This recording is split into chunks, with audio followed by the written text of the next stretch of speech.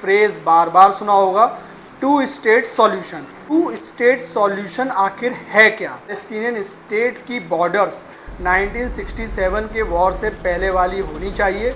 इसमें तीन main areas आते हैं, वेस्ट बैंक, गाज़ा स्ट्रिप और इस प्लान के मुताबिक पैलेस्तीन की कैपिटल ईस्ट जेरूसलम। दोस्तों, अगर आप ग्लोबल न्यूज़ को फॉलो करते हो तो आपने एक फ्रेज बार बार सुना होगा, two state solution. United Nations हो या बड़ा ग्लोबल प्लेटफॉर्म, हर जगह इसकी बात हो रही है। अभी हाल ही में इंडिया ने भी यूएन में इस प्लान को अपना स्ट्रॉन्ग सपोर्ट दिया है, जिसमें उन्होंने पैलेस्टीनियंस के लिए एक इंडिपेंडेंट देश और इजराइल के लिए सिक्योर बॉर्डर्स की बात की है।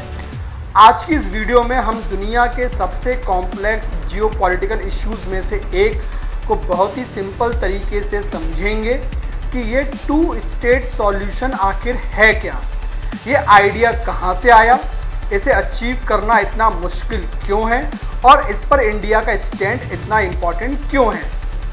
सबसे पहले समझते हैं कि ये टू स्टेट सॉल्यूशन का आम भाषा में क्या मतलब है। यह बेसिकली एक पीस प्लान यानी कि शांति प्रस्ताव है, जो इजराइल और पैलेस्तीन के बीच चल रहे बरसों पुराने विवाद को ख़त्म करने के लिए डिज़ाइन किया गया है। इसका कोर आइडिया बिल्कुल सिंपल है, दो अलग अलग लोगों के लिए दो अलग और इंडिपेंडेंट देश जो आपस में शांति से एक दूसरे के साथ रह सकते हैं। इस फ्रेमवर्क के मुताबिक इजराइल एक इंडिपेंडेंट पैलेस्टीनियन स्टेट को रिकॉग्नाइज करेगा और ऑक्यूपाइड टेरिटरी से पीछे हटेगा और बदले में पैलेस्तीन ऑफिशियली इजराइल के राइट टू एग्जिस्ट को एक्सेप्ट करेगा और उसकी सिक्योरिटी का सम्मान करेगा। अगर ज्योग्राफी की बात करें तो पूरे इंटरनेशनल कम्युनिटी का मानना है कि फ्यूचर पैलेस्टीनियन स्टेट की बॉर्डर्स 1967 के वॉर से पहले वाली होनी चाहिए। इसमें तीन मेन एरियाज आते हैं, वेस्ट बैंक, गाज़ा स्ट्रिप और इस प्लान के मुताबिक पैलेस्तीन की कैपिटल ईस्ट जेरूसलम में होनी चाहिए। अब सवाल ये उठता है कि इस प्लान की ज़रूरत क्यों पड़ी। इसके लिए हमें थोड़ा हिस्ट्री में जाना पड़ेगा। 1948 से पहले यहाँ ब्रिटिश एम्पायर का राज था और उन्होंने यहाँ ज्यूस को बसने के लिए अलाउ कर दिया। ज्यूइश और अरब दोनों ही पॉपुलेशंस की अपनी गहरी हिस्टोरिकल और रिलीजियस रूट्स थी, जिसकी वजह से दोनों में टेंशन्स बढ़ने लगी। ईयर 1947 यूनाइटेड नेशंस ने इस मामले में इंटरवीन किया और एक पार्टीशन प्लान प्रपोज किया, जिसमें इस लैंड को एक ज्यूइश स्टेट और एक अरब स्टेट में डिवाइड करना था। ज्यूइश लीडर्स ने तो इसे एक्सेप्ट कर लिया, लेकिन अरब नेशंस ने इसे अनफेयर बताकर रिजेक्ट कर दिया। ईयर 1948 में अरब इजराइल वॉर शुरू हो गया। वॉर ख़त्म होने पर इजराइल ने यूएन के ओरिजिनल प्लान से कहीं ज़्यादा टेरिटरी पर अपना कंट्रोल कर लिया और लाखों पैलेस्टीनियंस को अपना घर छोड़कर रिफ्यूजी बनना पड़ा।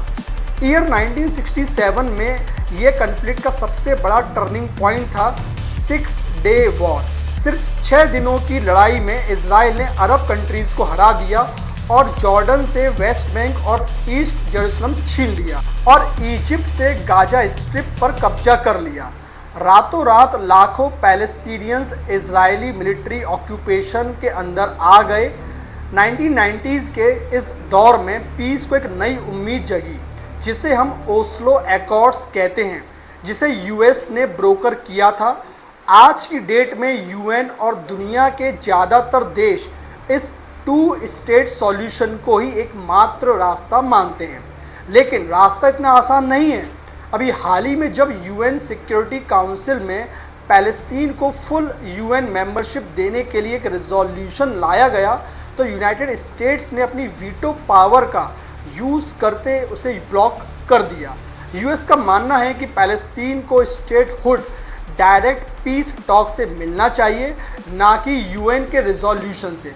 तो आखिर इस प्लान के रास्ते में कौन से बड़ी अड़चन हैं? इसके 4 मेन रीज़न हैं।